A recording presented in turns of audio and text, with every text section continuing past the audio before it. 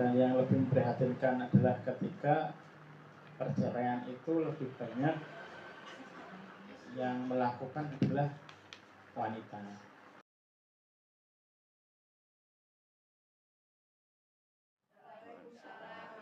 Alhamdulillah, jadi hadana li hada wa ma kunna linahtadiya laula an hadana Allah. Asyhadu an la ilaha illallah wahdahu la syarika lah wa asyhadu anna Muhammadan abduhu wa rasuluhu la nabiyya wa la rasula ba'dah. Wa qala ta'ala fi kitabihil karim wa a'udzu billahi minasy syaithanir rajim. Bismillahirrahmanirrahim. Ya ayyuhalladzina amanu taqullaha haqqa tuqatih wa la tamutunna illa wa antum muslimun. Wa qala Rasulullah sallallahu alaihi wasallam, ad-dunya mata wa khairu mata ad-dunya mar'atus salihah. Sadaqallahu aladzim wa sadaqa Rasulillahil karim. Saudara-saudaraku yang dirahmati Allah Subhanahu wa taala, intinya kita memanjatkan syukur kehadirat Allah Subhanahu wa taala yang mudah-mudahan kita semua menjadi orang-orang yang akan istiqomah, menjadi orang-orang yang senantiasa mentaati perintah Allah dan menjauhi larangan-larangannya, dan mudah-mudahan kita selalu istiqomah untuk mentaati Allah dengan menggunakan apa-apa yang sudah Allah berikan kepada kita. Salam ke atas Rasul Muhammad SAW. Semoga kita senantiasa menjadi orang-orang yang akan mengikuti jejak langkah beliau. Rumus sekalian yang dirahmati Allah Subhanahu wa taala, tema kita hari ini adalah bagaimana kita mencoba memahami bahwasanya berkeluarga itu adalah salah satu bagian yang diperintahkan oleh Allah Subhanahu wa taala. Di berumah tangga itu ya perintah.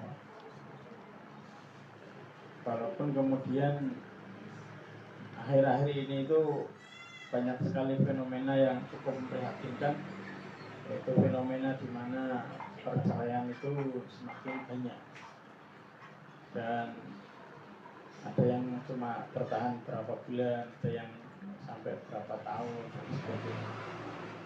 Dan yang lebih memprihatinkan adalah ketika perceraian itu lebih banyak yang melakukan adalah wanita.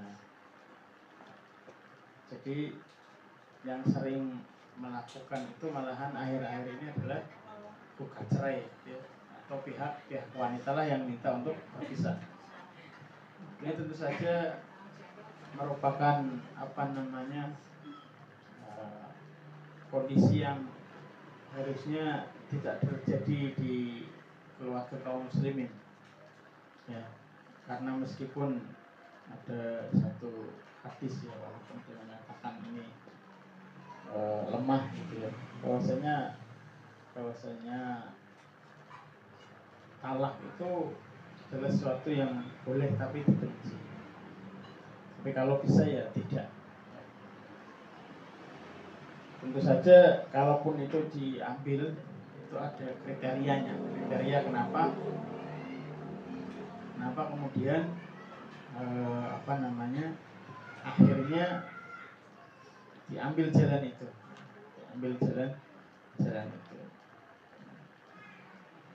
Karena apa? Sesungguhnya tidak ada syariat yang kemudian sampai memberikan contoh yang detail terkait dengan keluarga, kecuali di dalam syariat mulia dari agama Islam. Dan contohnya juga sudah lengkap. Sudah lengkap. Ya. Maka ketika seorang menikah itu, maka seseorang itu harus siap dengan semua kebaikan-kebaikan dan keburukan-keburukan pasangan. Itu harus siap. Jangan sampai bahkan orang yang 13 tahun pacaran saja kadang belum tentu bisa memahami lebih tentang pasangannya. padahal udah pacaran lama sekali. Katanya orang pacaran tujuannya apa katanya itu? Saling mengenal. Tapi ternyata setelah dalam perjalanan menikah, pacarnya itu bisa jadi 180 derajat berubah. Iya.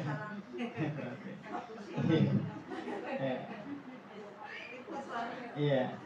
Nggak tahu ya. Padahal itu sudah pacar. Karena apa? Ya tadi orang pacaran itu rata-rata adalah orang-orang yang belum tentu apa adanya. Apa? Belum tentu kenyataannya itu seperti itu. Kadang ya memang untuk apa? Nipu calonnya. Ya, artinya calonnya itu biar calonnya akhirnya kentir gitu kan. Ya, biar kelihatan ya. Ya. Biar tertarik akhirnya terjebak.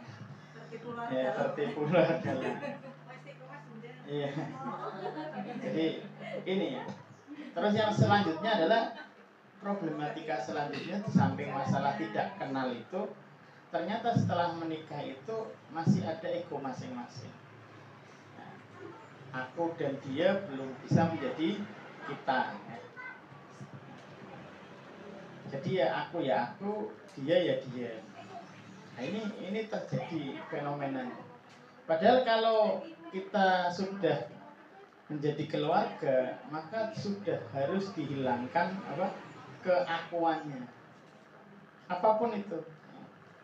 Mau cerita saya itu adalah anak dari ini ya kan. Itu cerita yang lain. Saya itu adalah dari keluarga begini. Ya sudah tidak ada hubungannya. Ya. Karena kita hari ini harusnya ceritanya sudah kita, bukan aku dan dia lagi.